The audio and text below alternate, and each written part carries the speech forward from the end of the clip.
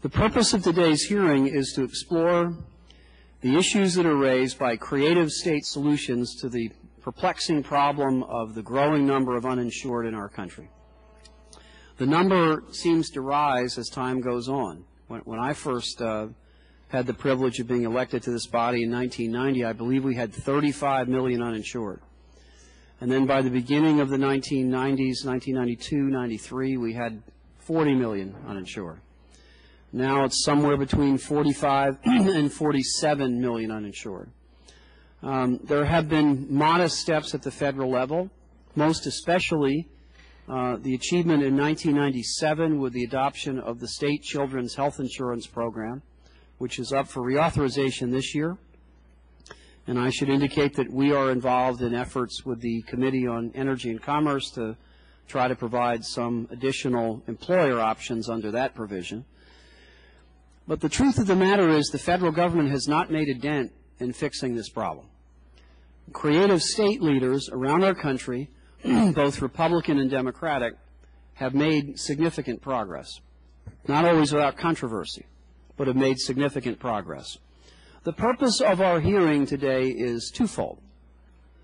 It is to consider mechanisms by which state efforts to decrease the number of uninsured can be properly incorporated into the federal legal structure. That is to say, how can we give creative policymakers at the state level in both the Republican and Democratic parties the opportunity to effectuate good solutions to problems that will decrease the number of uninsured? We're going to hear from two panels today about that question. One is a panel of three of our colleagues that have an innovative idea to encourage more state innovation.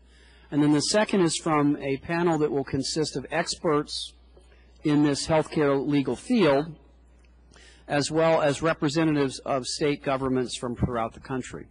The second question that we're going to address is how to strike the proper balance between innovative state solutions and the federal statute, the ERISA statute, which has governed this area of the law for 33 years. ERISA has set up a finely balanced network, a finely balanced structure, I should say, where the ability of employers to enjoy one set of rules through federal preemption has in fact encouraged a number of employers to voluntarily provide generous and sustained benefits for employees for a very long period of time. I'd like to believe that we don't have to choose between disrupting that balance and encouraging creativity at the state level. I don't think this is an ideological problem. I think it's a practical problem.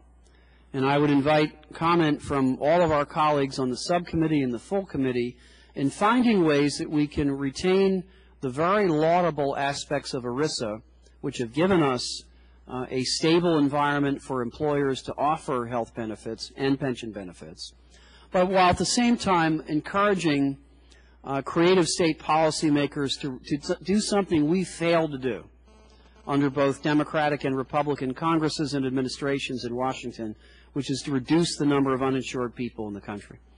I believe there is an inextricable link between the growing number of uninsured and the rising cost of health care for the insured. And I believe that until we make significant progress in reducing the number of uninsured, we will not make significant progress in reducing the burden of health insurance premiums, co-pays, deductibles, and other costs for those who are insured.